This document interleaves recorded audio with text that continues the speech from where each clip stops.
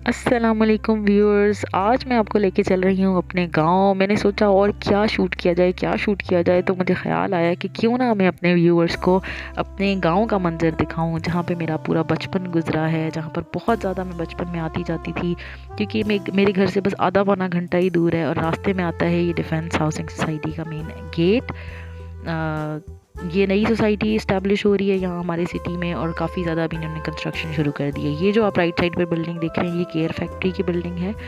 और ये फैक्ट्री भी बहुत सालों पुरानी है, आप समझ लें 21 साल से तो मैं भी इसको देख रही हूँ। क्योंकि मेरे बचपन में यहाँ से हम गुजरते थे तो मैं लाजमी पूछती थी कि ये इतनी बड़ी बिल्डिंग किस चीज़ की है। तो मेरे पेरेंट्स बताया करते थे कि ये केयर फैक्ट्री है, जहाँ पर क्रीम्स और लोशंस और अदर एक्सेसरीज़ बनाते हैं वो।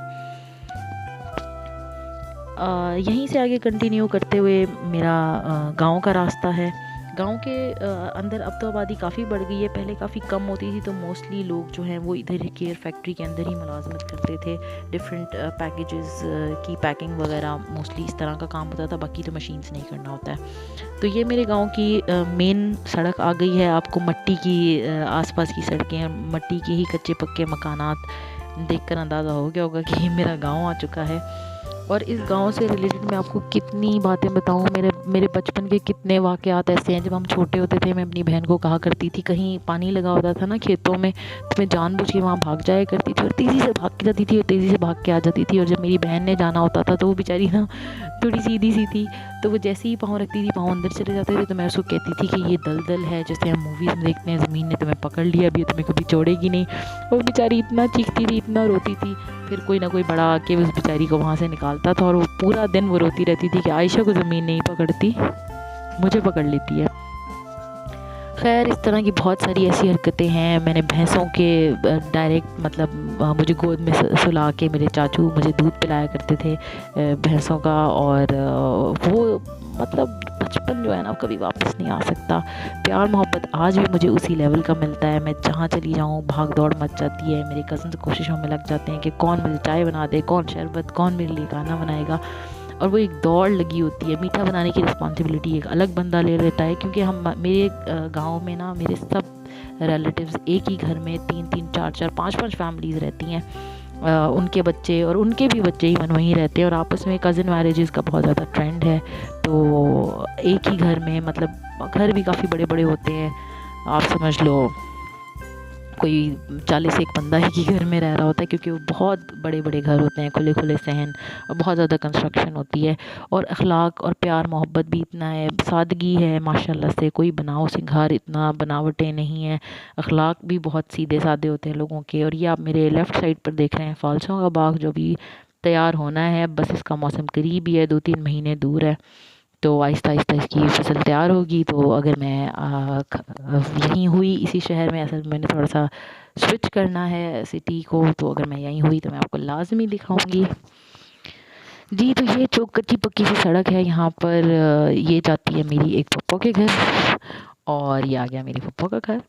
यहाँ पर असल में गांव में रिवाज इसी तरह ही है कि जिसके घर में जितने लोग होते हैं ना, उस हिसाब से उतने जानवर, गाय या भैंस, जिस भी चीज़ का दूध आप लोगों को पसंद है, वो वहीं घर में ही रख लेते हैं। और आसपास ही घास वगैरह भी लगाई जाती है, ताकि वही घास जो है वो जानवरों को काट के डाल दी जाए और परचेज़ ना करनी पड़े। क्योंकि वहाँ पर ट्रेंड है कि लोग जानवर वगैरह घर में ही पालते हैं। हालांकि ये एक इंतहाई मुश्किल काम है, इनके घास वास काटना, इनके लिए इनका नहलाना धुलाना, पानी शानी पिलाना, इनको चराना। ये जी एक कार्ट होती है जिसके अंदर घास वास डाली जाती है जानवरों के लिए।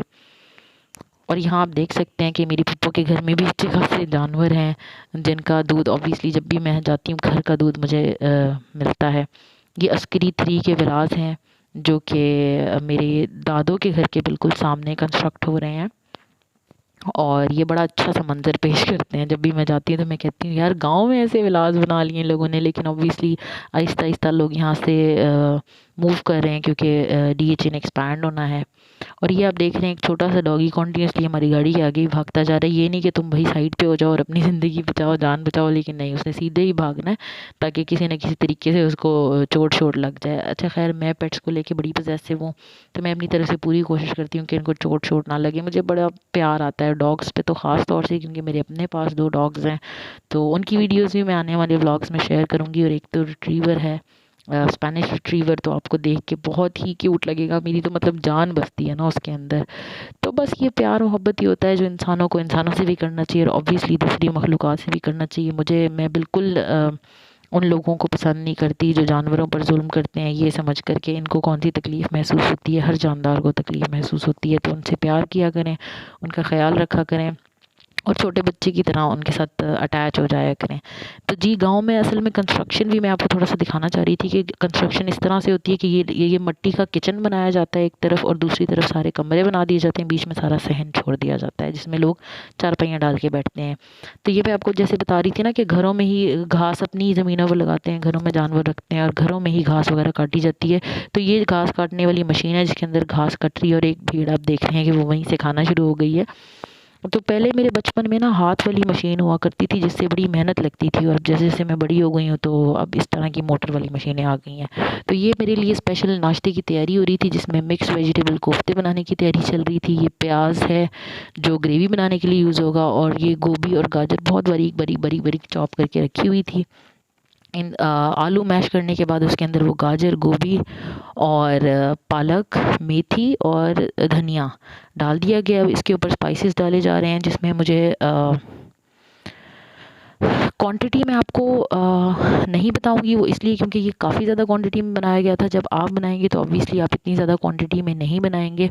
तो मैं आपको सिर्फ स्पाइसेस के नाम बता देती हूँ कि इसके अंदर कुटी हुई लाल मिर्च, हल्दी, नमक, कुटी हुई काली मिर्च, अनारदाना कुटा हुआ, हरी मिर्च कुटी हुई और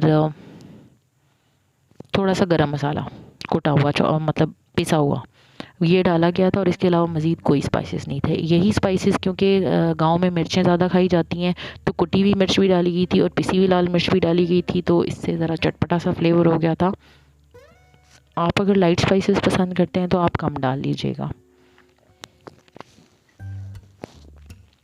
अच्छा, आपको नज़र आ रहा होगा कि ये जो है एक मेल कज़न है मेरे जो कुकिंग कर रहे हैं, क्योंकि इनके हाथ में बहुत टेस्ट है और कई सालों से ये मुझे डिफरेंट किस्म की रेसिपीज़ बना के खिलाते हैं। तो वैसे तो गांव में ऐसा कम ही होता है, ज़्यादातर ख़वातीन ही कुकिंग करती हैं, लेकिन ये जो मेरे कज़न हैं ना, ये बहुत ज़बरदस्त कुकिंग करते हैं। इनके हाथ में जादू है, बहुत टेस्ट है। इवन चटनी भी अगर ये बनाते हैं ना तो मैं कहती हूँ बस वाह वाह। और ये देखिए, हमने सारा कुछ मैश करके उसको मिक्स कर दिया, उसकी फिर बॉल्स बना ली। इधर हमने मैदा लिया और उसके अंदर नमक, मिर्च और हल्दी डाल के उसका एक बैटर सा बना दिया। इस बैटर में इन बॉल्स को कोट करके फिर हमने फ्राई कर लिया था। और मैंने 2-3 तो बॉल्स इसी तरह ही खा ली थी क्योंकि वो फ्राई होके इतनी मज़े की लग रही थी। यहाँ पर हमने इसकी ग्रेवी तैयार की है जिसके अंदर हमने ऑयल के अंदर प्याज, टमाटर, लहसुन, अदरक और हरी मिर्चें डाल के उसके बाद उसकी भुनाई की है। गाँव में असल में ऑयल थोड़ा ज़्यादा इस्तेमाल होता है, तो आप चाहें तो ऑयल की क्वांटिटी कम भी डाल सकते हैं। उसके बाद पराठे बनाने की बारी आ गई, तो एक कज़न मेरी मुझे हेल्प कर रही थी। वो पराठे बेलती जा रही थी, सॉरी वो हाथ पे पराठे बनाती जा रही थी। असल में ख़ुद पराठे में बेल के बनाती हूँ ना, तो इसीलिए वही मेरी ज़ुबान पर चढ़ा हुआ है। और ये मैं हूँ जनाब जो यहाँ पर पराठे सेक रही हैं। आई डोंट नो आपकी ज़ुबान में इसको क्या कहते होंगे, हम लोग यहाँ पर मुल्तानी इसको पराठे सेकना ही कहते हैं, आप इसको कुक करना कह लें। तो ये बारी बारी वो एक एक पेड़ा बनाती जा रही थी। अच्छा, गांव में ना फ्रिज वाला आटा यूज़ नहीं होता और ये लोग नरम नरम मुलायम मुलायम सा फ्रेश आटा गूंथते हैं और उसी की रोटी बनाते हैं। तो यहाँ आप देख रहे होंगे कि वो इस तरह से गोल गोल गोल गोल पेड़ा बना रही है और हाथ पे इसको बस 1 मिनट लगेगा, बढ़ा लेंगी। मैं वैसे मुझे ज़्यादा बेलन पे प्रैक्टिस है, पर मैं भी हाथ से बना लेती हूँ, इतना मुश्किल नहीं है। It's all about practice. आप जितनी ज़्यादा प्रैक्टिस करते जाएंगे उतना ज़्यादा हर स्किल में एक्सपर्ट होते जाएंगे।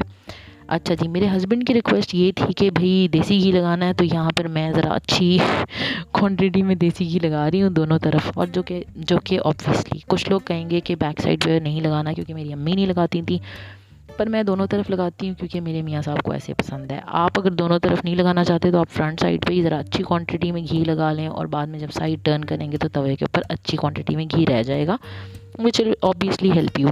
अच्छा, दूसरी बात मैं आपको ये बताना चाह रही थी कि मैं पराठे सिलेंडर पे कुक कर रही हूँ क्योंकि मुझे इंस्टेंट कुकिंग की आदत है, जबकि जो हमने वेजिटेबल बॉल्स बनाए हैं वो हमने लकड़ी वाले चूल्हे पे बनाए थे। जो जायका लकड़ी वाले चूल्हे का ना, और इसके बाद हमने चाय भी गुड़ वाली चाय लकड़ी वाले चूल्हे के ऊपर ही बनाई थी, जो कि बहुत ही ज़बरदस्त लगती है। उसका जो टेस्ट है ना, आप भूल जाएंगे चाय खाना की इधर उधर की चाय सवाए। जब आप एक दफ़ा गांव में लकड़ी के चूल्हे पे बनी हुई गुड़ की चाय पियेंगे, जो यहाँ पर मैंने नाश्ते के साथ पी थी ना, तो आप कहेंगे बस यार यही चाय हमें कहीं से रोज़ मिल जाया करे। लेकिन लकड़ी का चूल्हा जलाना एक बड़ा ही अपहिल टास्क है, ख़ास तौर से मेरे जैसे लोगों के लिए जिनको इस तरह के काम शाम नहीं आते, तंदूर वगैरह जलाना, तो उनके लिए तो बड़ा ही मुश्किल है। ये मैंने सोचा कि मैं आपको साथ साथ एक और दफ़ा व्यू भी करा दूँ घर का, कि गांव के घर किस तरह होते हैं, खुले सहन खुले दिल, खाना पीना सादा और बातें भी सादा, और बस होते फिर भी अमीर लोग हैं, दिल के अमीर होते हैं असल में। कोई बनावट नहीं, कोई बुग़्ज़ नहीं रखना, कोई कंपटीशन नहीं, और कोई ये जो हमारे यहाँ एक प्राइवेसी का कॉन्सेप्ट आ गया है, ये कॉन्सेप्ट भी नहीं। हर चीज़ मिल बांट के खानी है, कमरे शेयर, बाथरूम शेयर, सहन शेयर, हर चीज़ शेयर करनी है, तो इसीलिए उनके पास बरकत भी ज़्यादा होती है। ये मेरा पर्सनल एक्सपीरियंस है।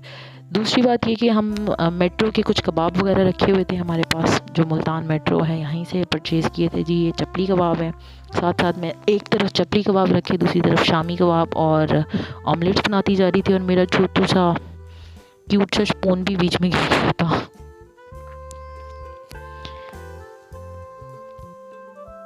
जी ये देखें, अब चपली कबाब फ्राई हो गए हैं, तो मैंने फिर इसके अंदर रख दिए हैं साथ सीख कबाब, ताकि एक ही तवे के ऊपर बारी बारी सारी चीज़ें बनाते जाएं।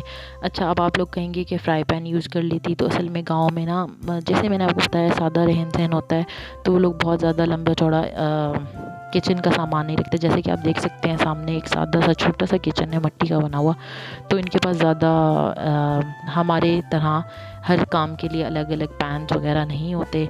मोस्टली ये फ्राइंग की चीज़ें हैं ये लोग तवे पर ही करते हैं।